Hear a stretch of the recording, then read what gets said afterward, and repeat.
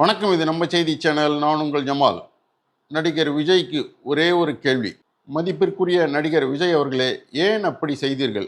உங்களை தாவேகா தலைவர்னு சொல்ல மனமில்லை. ஆனாலும் உங்களிடம் கேட்காமல் இருக்கவும் மனம் பொறுக்கவில்லை.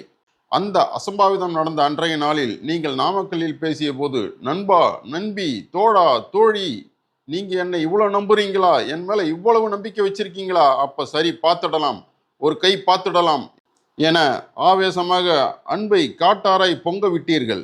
ஏற்கனவே நான் உங்களுக்கு அண்ணன், தாய்மாமன் உறவு என்றெல்லாம் பாசமழை பொழிந்தீர்கள். அதனால் உங்கள் கட்சியில் சேராமலும் உங்களுக்கு ஓட்டு அளிக்க கூட வயதில்லாத நம் மக்கள் உங்களை நேரில் பார்த்து விட்டால் தங்கள் வாழ்க்கைக்கான விமோசனம் கிடைத்துவிடும் என்று கரூரில் குவிந்தனர். அதற்காகவாவது நீங்கள் குறித்த நேரத்தில் பிரச்சாரத்திற்கு வந்து அவர்களை பாதுகாத்திருக்கலாம். ஆனால் குடிநீர் கிடைக்காமல், நாக்கு வறண்டு, பசியால் வயிறு சுருங்கி, உடலின் நீர்ச்சத்து குறைந்து, நிற்க சக்தியின்றி தள்ளாடிய நிலையில் தவித்தவர்கள், கூட்ட நெரிசலில் சிக்கி உதவி கேட்டு அலறியதை கூட உங்கள் ரசிக வெறியர்கள் கண்டுகொள்ளாத மோசமான நிலையில் உடல் சேதமடைந்து சுவாசிக்க கூட முடியாத குழந்தைகள், பெண்கள் என பலரும் தங்கள் வாழ்க்கையின் முடிவை சந்திக்க நேர்ந்த துரதிருஷ்டம் நடந்தேறியது. அசம்பாவிதம் நடந்ததை அறிந்த நீங்களும் உங்கள் கட்சி நிர்வாகிகளும், ஏன் கட்சியைச் சேர்ந்த அனைவருமே துண்ட காணோம் துணியை காணோம் என வில்லனை சந்திக்க கிளம்பிய ஹீரோவாக விருட்டன காணாமல் போனீர்கள். ஏன் அப்படி செய்தீர்கள் விஜய் அவர்களே? சினிமாவின் உச்சத்தை விட்டு வந்தேன் என்று அடிக்கடி பேசும் நீங்கள் அரசியலின் உச்சம் தொட மக்களிடம் இறங்கி வந்து அன்பு செய்யாமல், நான் ஒரு அவதார தலைவன் என்ற கர்வத்தின் உச்சியில் நின்றளவா மாபெரும் சோகத்திற்கு காரணமாகிவிட்டீர்கள். நாளை உங்கள் அரசியல் வாழ்க்கையின் பெருமையான பக்கங்களில் கரூரின் குழந்தைகள் உட்பட 41 பேர் பலியும் 100க்கும் மேற்பட்டோரின் பாதிப்பும் பதிவின்றி போகுமா? அன்றைய மோசமான சூழலுக்கு ஆளாளுக்கு 1000 காரணம் சொல்லலாம். ஆனால் உங்களின் புகழ், போதை, ஈடில்லாத தலைவர் என்ற மாயை, அதனால் உங்கள் பிரச்சாரத்திற்காக செயற்கையாக உருவாக்கப்பட்ட காலதாமதம் ஆகியவைதானே அந்த 41 உயிர் பலிக்கு முழு முதல் காரணம். உங்களை பார்க்கும் ஆசையில் பெண்கள், குழந்தைகள் என நிற்கக்கூட இடமில்லாத நெருக்கடியில் கூடிய கூட்டத்தின் நடுவே பாசமழை பொழிந்து பேசிய நீங்கள் மருத்துவமனையில் சடலமாக கிடந்தவர்களின் உறவுகளை நேரில் சந்தித்து சில நிமிடம் ஆறுதல் கூறி நிஜத்தில் நடிக்காமல் ஒரு துளி கண்ணீர் சிந்தி இருந்தால் அவர்களுக்கு உங்கள் மீது நம்பிக்கை இருந்திருக்குமே.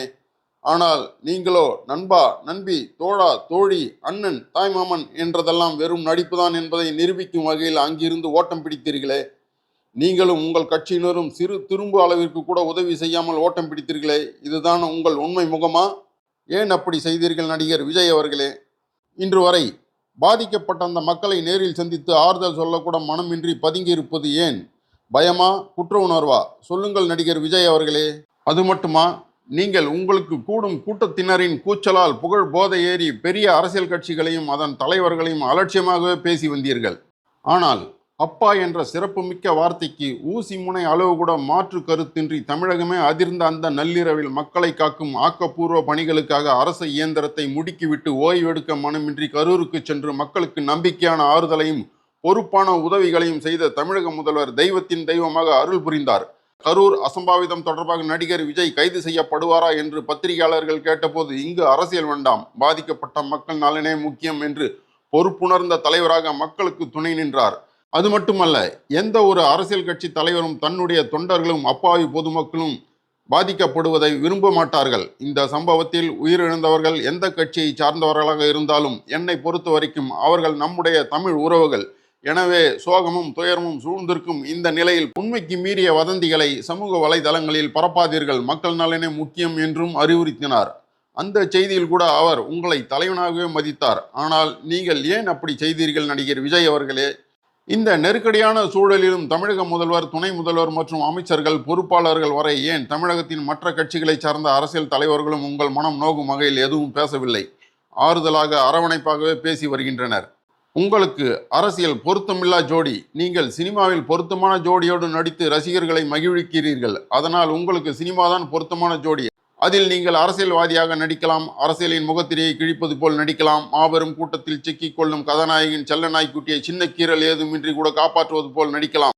அதன் மூலம் உங்கள் ரசிகர்களின் உற்சாக வரவேற்பில் நீங்கள் நீந்தலாம். அது சினிமா. உங்கள் ரசிக தொண்டர்கள் சினிமாவிற்கும் நிஜத்திற்கும் வித்தியாசம் தெரியாத அப்பாவிகளாய் உள்ளனர். அதற்காக நீங்கள் அரசியலுக்கு வர வேண்டாம் என்று சொல்லவில்லை. உங்கள் ரசிகர்களுடன் 5 ஆண்டு காலம் மக்கள் நல பணிகளை செய்து அரசியல் அனுபவம் பெறுங்கள். அதன் பிறகு அரசியல் செய்யுங்கள். அப்போது உங்கள் ரசிகர்கள் தொண்டர்களாக மாறி இருப்பார்கள். மக்களின் ஆதரவும் கிடைக்கும். அதுவரை கரூர் கூட்டத்தில் பாதிக்கப்பட்டவர்களின் குடும்பத்தினரை அரசு அனுமதியுடன் முறைப்படி நேரில் சந்தித்து ஆறுதல் சொல்லுங்கள். இயன்ற உதவிகளை செய்யுங்கள். இன்று வரை நீங்கள் அவர்களை சந்திக்காதது மனிதநேயமற்ற செயல். இங்கு எல்லோரும் மனிதர்கள்தான். அதனால் மனிதம் காக்கும் மனம் படைக்க வேண்டும். இது தவிர உங்கள் தரப்பு தவறுகளை எல்லாம் மறைத்து நீங்கள் உட்பட ஆளும் கட்சிக்கு எதிரான பல அரசியல் கட்சி தலைவர்களும் சிபிஐ விசாரணை வைக்க கோரினாலும் உங்கள் மனசாட்சியின் கேள்விக்கு நீங்கள் உண்மையான பதிலை சொல்லித்தான் ஆக வேணும்.